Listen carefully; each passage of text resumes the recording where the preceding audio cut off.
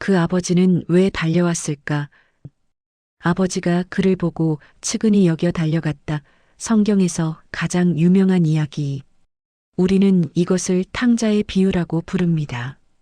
하지만 오늘 우리는 이 이야기를 전혀 다른 각도에서 보려고 합니다. 집을 나간 아들의 이야기가 아니라 끝까지 기다린 아버지의 이야기로. 혹시 지금 이 순간에도 돌아가고 싶은데 발이 떨어지지 않으시나요? 문은 보이는데 차마 노크를 하지 못하고 서성이고 계시지는 않으신가요? 오늘은 그 아들이 집으로 돌아오던 바로 그 순간부터 천천히 걸어가 보겠습니다. 그리고 묻겠습니다. 그 아버지는 왜 달려왔을까? 한 청년이 걷고 있습니다. 옷은 찢어졌고 발은 상처투성이입니다. 배에서는 계속 소리가 납니다. 며칠째 제대로 먹지 못했습니다. 문득 돼지가 먹던 쥐엄 열매가 떠오릅니다.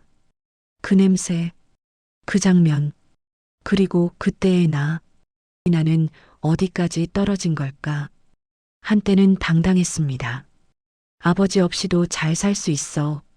돈이 있었습니다. 친구들이 있었습니다. 웃음이 끊이지 않았습니다. 그런데 지금은 돼지 우리에서 남은 찌꺼기를 바라보던 사람입니다. 바람소리 그는 멈춰섭니다. 한참을 서 있습니다.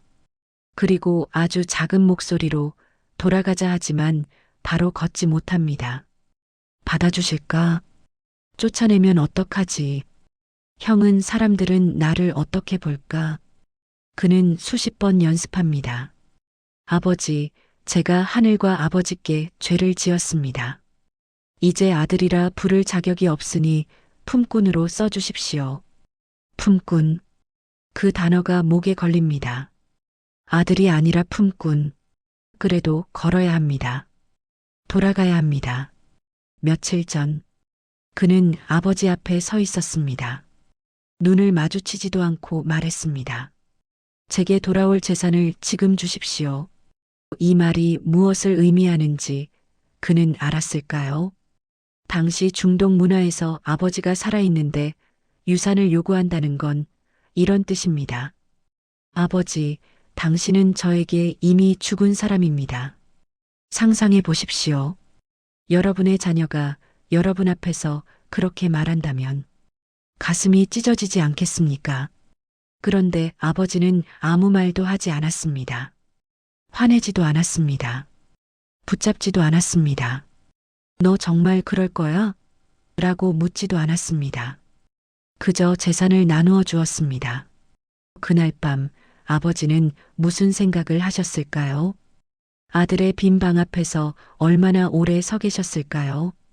돌아올까, 무사할까, 살아는 있을까 하지만 아버지는 쫓아가지 않았습니다. 사랑은 때로 놓아주는 것이기 때문입니다. 진정한 사랑은 강요하지 않습니다. 처음에는 좋았습니다. 이게 자유구나. 이게 인생이지. 술집마다 그의 이름이 울려 퍼졌습니다. 친구라는 사람들이 어깨를 두드려 주었습니다. 그는 생각했습니다. 역시 내가 옳았어. 그런데 돈이 떨어졌습니다. 그때 사람들도 함께 사라졌습니다. 야, 우리 친구 아니었어? 미안, 나도 바빠서. 황량함 흉년이 들었습니다. 유대인 청년이 돼지를 치게 됩니다. 율법으로 만지는 것조차 금지된 동물. 부정한 짐승. 그 돼지 우리 안에서 그는 처음으로 깨닫습니다. 나는 완전히 혼자구나. 그리고 그제야 아버지를 떠올립니다. 아버지 집 품꾼들은 먹을 것이 남아도는데 나는 여기서 굶어 죽는구나. 천천히 걷는 발소리. 이제 그는 집이 보이는 언덕 위에 있습니다. 저기 저 집, 저 문, 모든 게 그대로입니다. 달라진 건 오직 자기 자신뿐입니다. 심장이 빠르게 뜁니다. 땀이 흐릅니다. 아버지가 나를 보시면 얼굴을 돌리실까? 형이 나를 보면 돌을 던질까? 마을 사람들이 나를 알아보면 손가락질할까? 한 걸음, 또 한 걸음. 그런데 멈춥니다. 다리가 떨립니다. 아버지 그 이름을 부르려는데 목이 메입니다. 멀리서 누군가 달려옵니다. 처음에는 알아보지 못합니다. 옷자락이 펄럭입니다.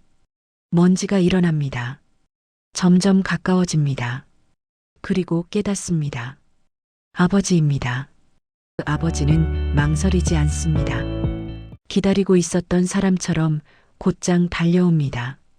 중동의 나이든 남자가 사람들 앞에서 뛴다는 것. 그것은 엄청난 일이었습니다. 체면을 버리는 일이었습니다. 위험을 내려놓는 일이었습니다. 하지만 아버지는 그 모든 것을 버립니다. 오직 아들을 향해 달려갑니다. 옷자락이 흙에 끌립니다. 숨이 가빠집니다. 노인의 다리가 휘청입니다. 그래도 멈추지 않습니다. 아버지 아들이 떨리는 목소리로 말합니다. 아버지, 제가 하늘과 아버지께 죄를 지었습니다. 준비했던 말을 꺼냅니다. 이제 아들이라 부를 자격이 그런데 아버지는 그 말을 끝까지 듣지 않습니다. 묻지 않습니다. 어디 갔었니? 따지지 않습니다. 돈은 어디 갔니? 계산하지 않습니다. 내가 얼마나 아프게 했는지 아니? 목을 안 씁니다. 입을 맞춥니다. 그리고 외칩니다.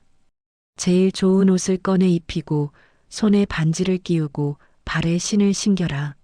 살진 송아지를 끌어다가 잡아라. 먹고 즐기자. 이내 아들은 죽었다가 살아났고 잃었다가 찾았노라.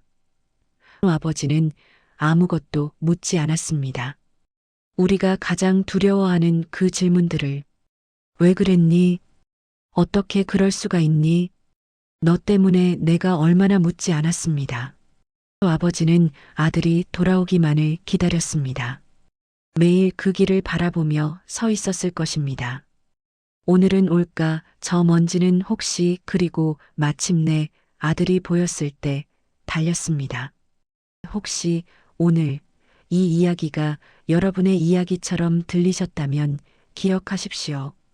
아버지는 지금도 그 자리에 서 있습니다. 여러분이 보이는 순간 달려올 준비가 되어 있습니다. 거리가 아무리 멀어도 시간이 아무리 오래 흘렀어도 여러분이 무엇을 했든 아버지는 여전히 기다리고 계십니다. 돌아가십시오.